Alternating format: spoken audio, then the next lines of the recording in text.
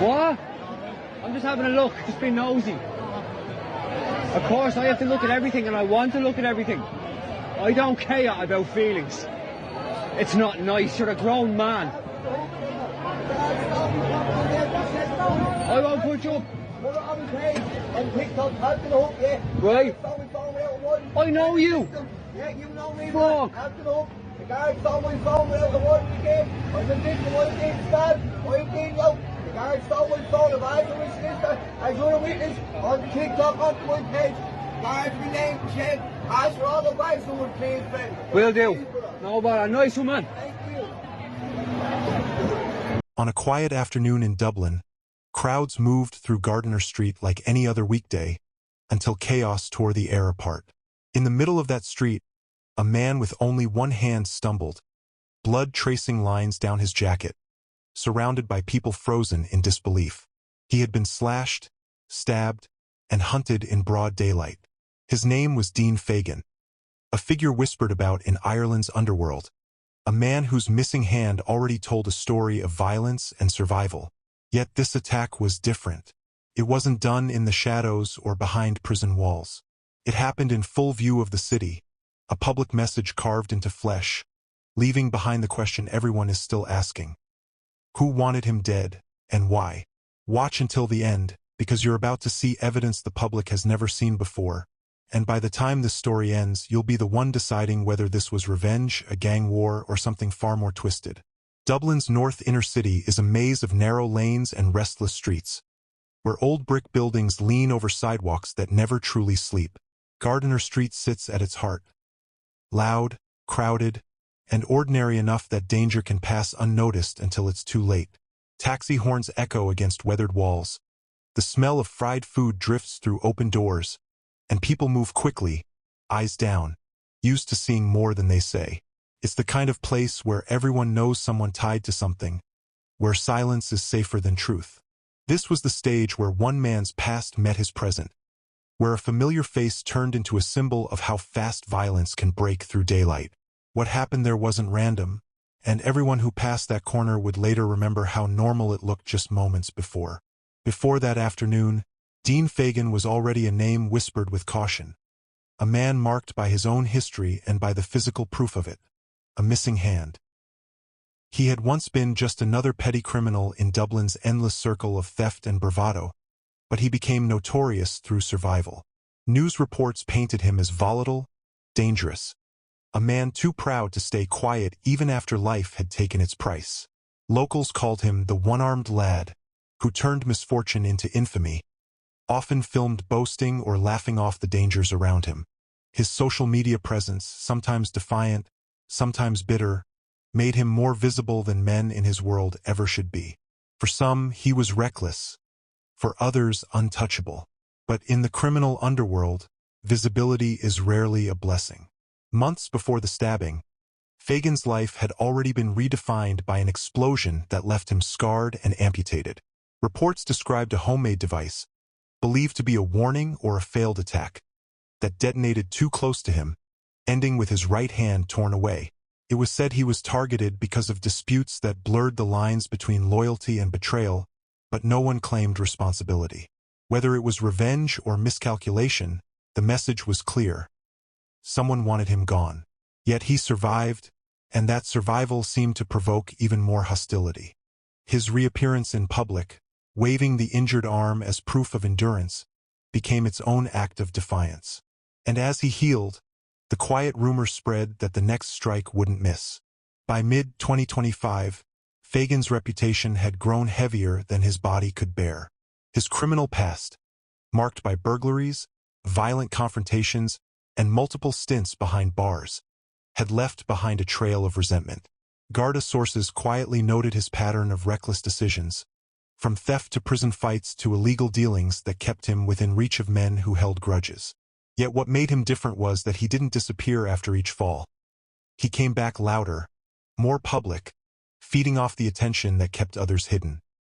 He had become both an outlaw and a local celebrity, trapped in an image too dangerous to control.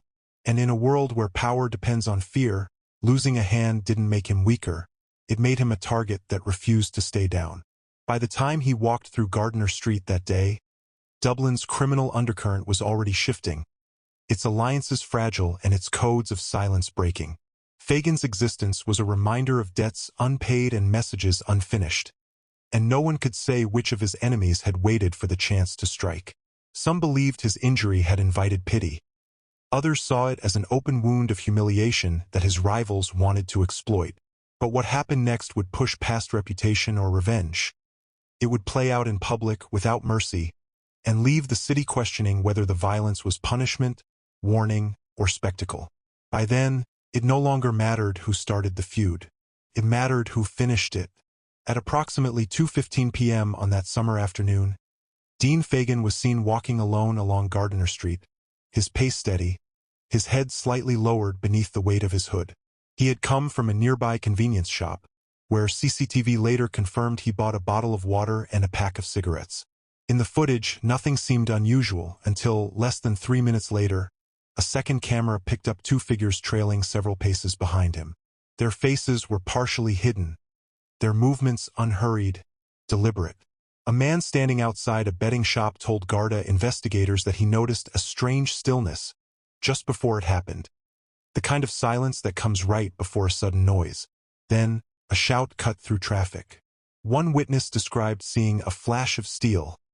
Another swore they saw 3 attackers, not 2. In the chaos, Fagan stumbled forward, swinging his left arm defensively as his one remaining hand tried to shield him from the blows. Within minutes, the incident had spilled onto social media. Videos surfaced showing him on the ground, surrounded by panicked onlookers shouting for help, as one attacker fled across the street. Posts appeared on Instagram and X almost instantly. Grainy clips captioned with "Dublin madness" and "One-handed man attacked." People argued in the comments about who started it. Some said it looked like retaliation. Others claimed Fagan had tried to confront someone earlier in the day. Garda quickly appealed for witnesses, but by the time officers arrived, the attackers were gone, leaving behind blood, confusion, and a crowd that had already begun filming. The earliest post timestamped just 5 minutes after the attack became key evidence in reconstructing the timeline, showing that the violence lasted no more than 30 seconds from the first strike to the last step of retreat. Analysts would later slow down the footage frame by frame. In one sequence, a knife catches the light as it's raised toward Fagan's shoulder. Another angle shows a man wearing a dark hoodie lunging before disappearing behind a parked van. Yet another witness claimed the attack came from behind, contradicting the clear front-facing strike scene on video. Some said Fagan knew the men, others insisted they were strangers. The contradictions piled up. One witness heard shouting before the attack, another heard nothing but footsteps. The inconsistencies left investigators balancing between chaos and clarity, unsure which version of truth to trust. It became evident that everyone had seen something, but no one had seen everything. As detectives pieced together statements, motive theories began to take shape. Some insiders believed it was a revenge hit, orchestrated by rivals who blamed Fagan for unpaid debts. Others speculated it was a warning from the same circle connected to the explosion that took his hand months earlier. A few thought it might have been spontaneous, an argument that escalated too fast to contain. Yet, the speed, coordination, and precision of the ambush made that explanation hard to accept. The attackers knew where he'd be, they struck quickly, and they vanished before sirens arrived. The city was left debating whether this was street vengeance, an act of discipline from within Dublin's criminal network, or a personal betrayal. What began as a public stabbing now looked like part of a far more deliberate message. One that was planned long before Dean Fagan ever set foot on Gardiner Street that afternoon. As detectives widened their search, they began connecting the names orbiting Dean Fagan's life, mapping the chain of loyalties and grudges that stretched across Dublin's criminal underworld. His circle was filled with faces once loyal but now divided by mistrust. Former associates who had shared money, protection, and silence. Some were men he had served time with, bonded by confinement yet separated by betrayal the moment they walked free. Garda sources described Fagan as a man, connected to everyone but trusted by no one. A dangerous place to stand in a city where every friendship was a transaction. He had ties to small-scale drug movements, protection rackets, and street-level enforcement, working on both sides of conflicts without clear allegiance. When the attack happened, investigators noticed that the same few names kept resurfacing, individuals linked to prior violence in the north inner city. Every path seemed to lead back to the same pattern. Alliances built on fear and broken by money. In the weeks following the stabbing, Fagan's own social media posts drew as much attention as the crime itself. Despite being hospitalized, screenshots began circulating of messages believed to be from him.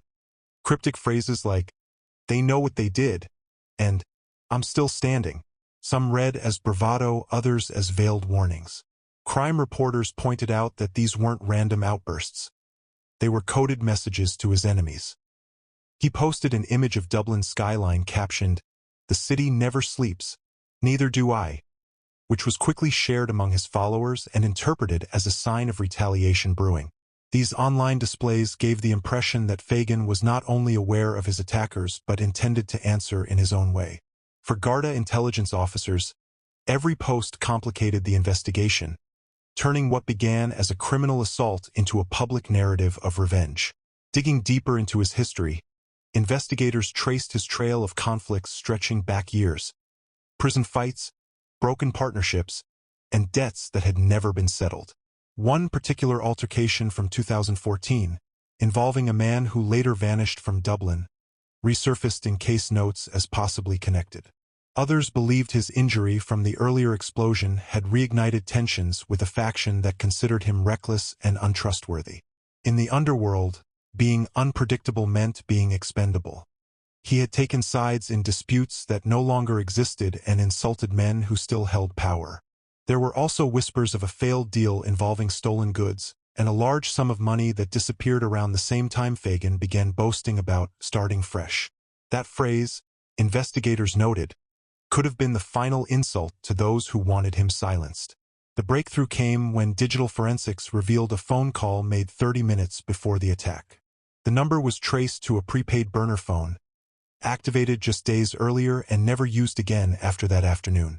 Records showed a brief, 20-second exchange between that phone and one of Fagan's known contacts, a man already under Garda watch for drug distribution. The implication was chilling.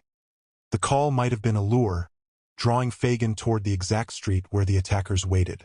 That clue, buried deep in telecom data, shifted the focus from random assault to coordinated setup.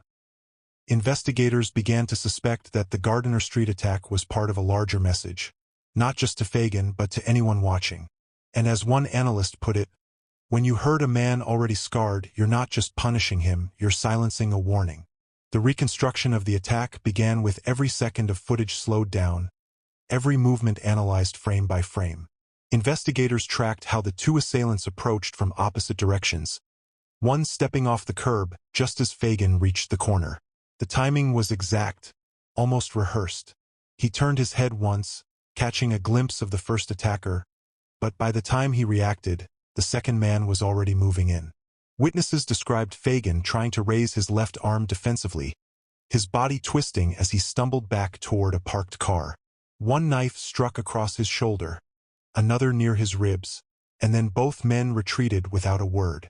The entire sequence lasted less than 20 seconds, a blur of motion that ended with Fagan collapsing to the ground as bystanders shouted for help. When the ambient audio from multiple clips was cleaned and merged, new details surfaced. There was no shouting from the attackers, no argument, just the sound of fast footsteps and the sharp echo of metal slicing air. Moments after the assault, faint voices could be heard from across the street. One saying, "It's done." Another responding, "Go." Traffic masked their departure, and within seconds, they vanished into the city noise.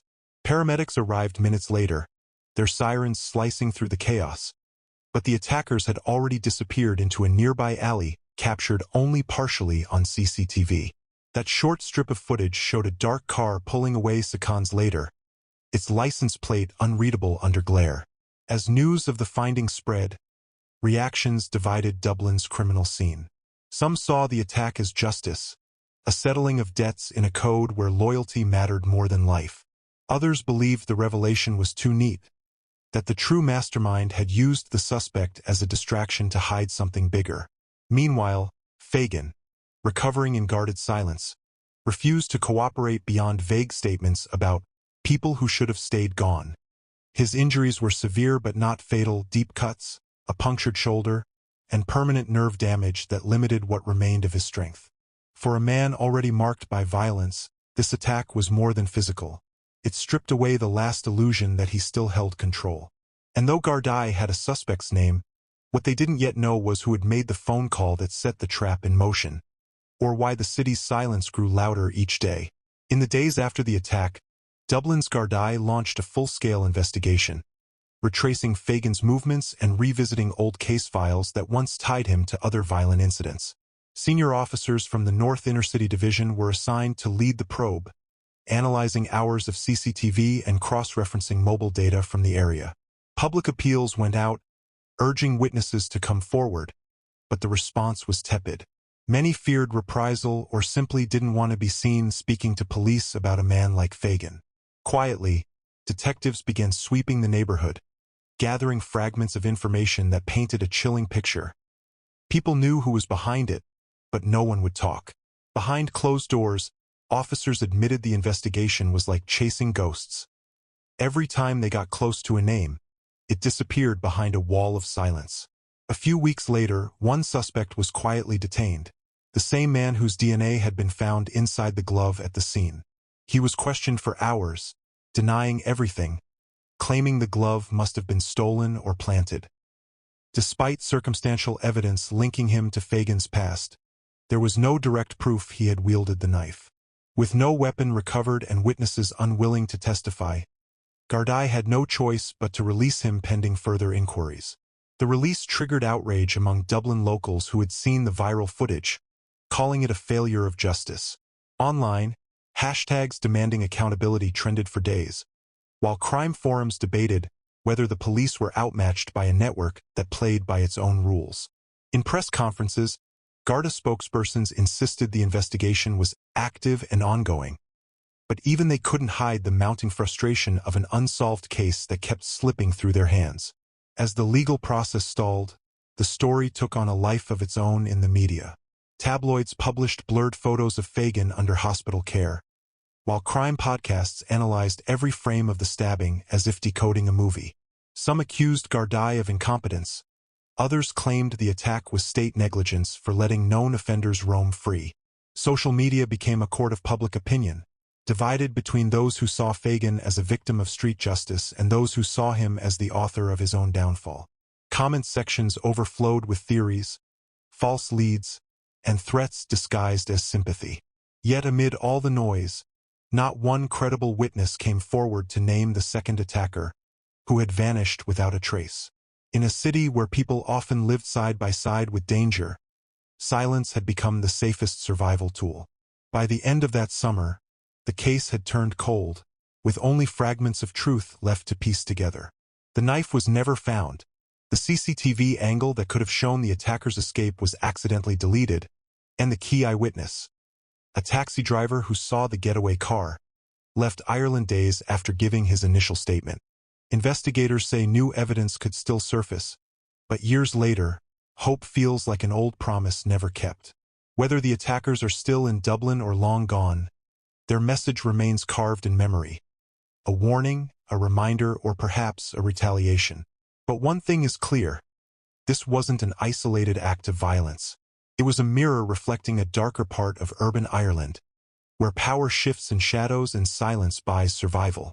Dean Fagan's story is both caution and confession, a sign that even when the blood dries and the headlines fade, the truth doesn't always follow. Dean Fagan's story is not just about violence. It is a snapshot of a darker Dublin, where fame and crime carries danger, and every scuff, every threat, has the potential to explode. But this violent ambush left far more questions than answers. What do you believe happened? Drop your theory in the comments. If you want updates on this case, hit subscribe and ring the bell. Share this video, someone somewhere may see something you didn't.